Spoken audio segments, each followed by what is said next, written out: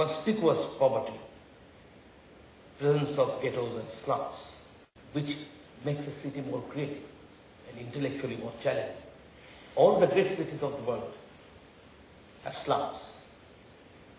London, Paris, Mexico City, and even in cities we claim that they do not have slums. Beijing and Shanghai have slums. I've visited. And I do believe that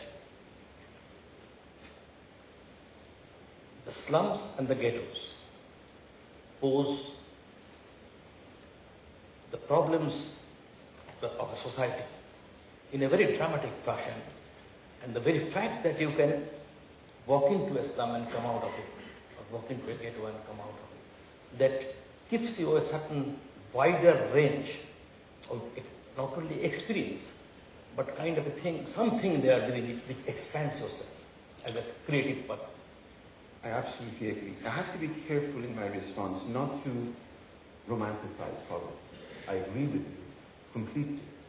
In fact, corroborating what you suggest, it was not until Giuliani became the mayor of New York that intentionally he began to collect panhandlers and beggars from the streets of New York and put them away, out of sight.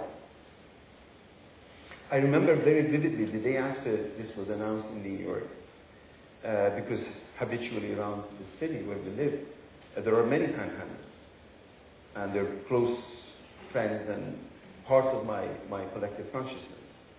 And there was a man standing in a street corner with a cup in his hand, and some panhandlers have cup in their hands to put the coins in it. And I went to give him some coins just to make sure that he stays there, but he was not a beggar, he was just having his coffee. Looked like a beggar. So it is not just poverty, Professor Nandy. In US, what is happening, they are eradicating old age, they're eradicating childhood. Breastfeeding, for example, in public is not tolerated, accepted, many other things.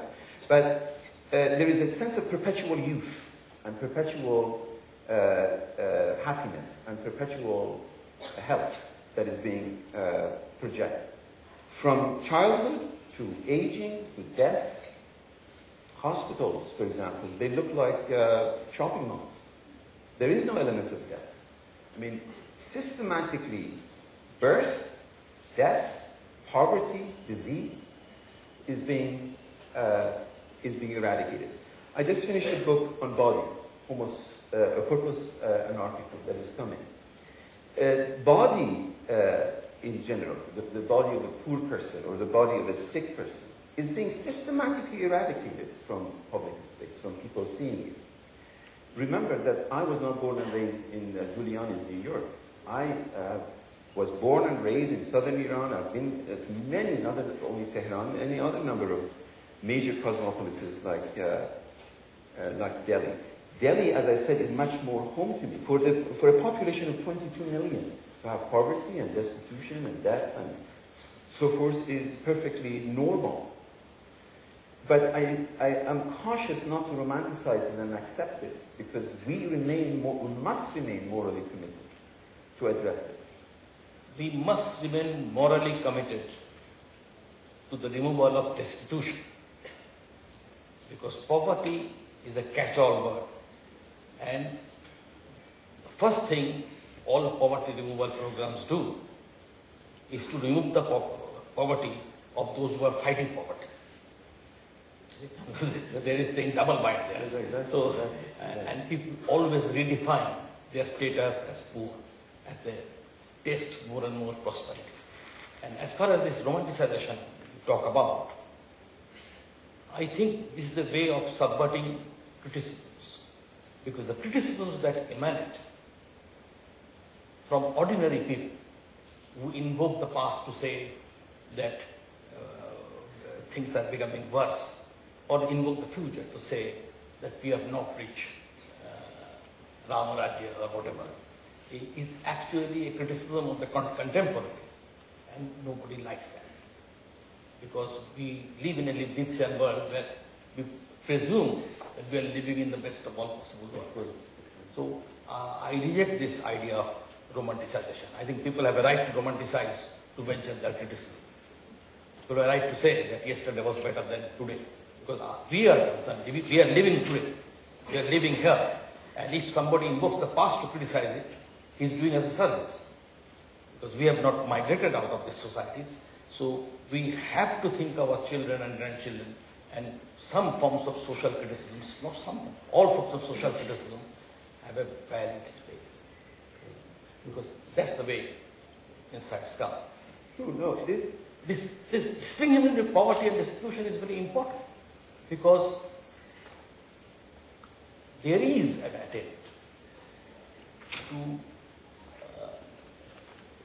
attempt to rethink the older sources, in older justifications for ideas like austerity and some limits on consumption. When you were talking about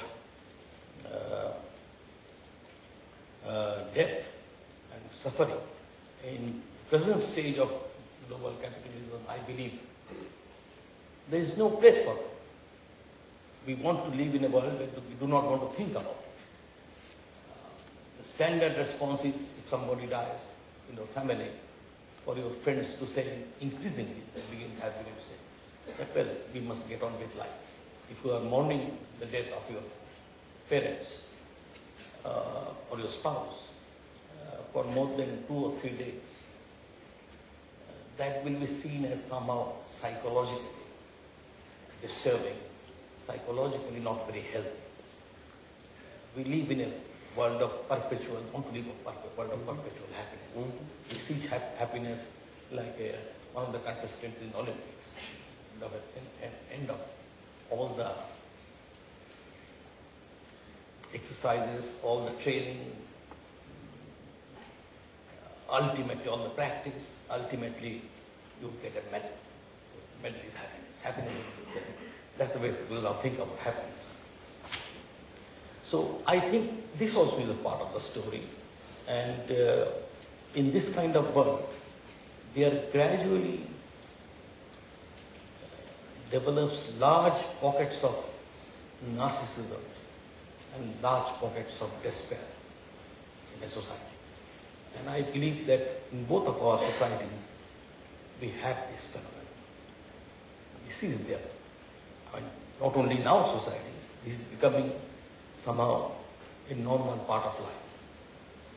So my objection to the removal of slums beyond the outside the range of visibility, removing the poor outside the range of audibility, is primarily that destroys that awareness that they exist, that it supports your narcissism and allows you to live proudly in a $1 billion house in a city like Bombay and feel very proud about it. Exactly. And the newspapers and news magazines are full of stories of this kind. Exactly. And it looks like a normal and natural thing, a tribute to somebody's achievements. Exactly. You know, part of that, Professor Nandy, I think the elimination of poverty and disease and destitution from public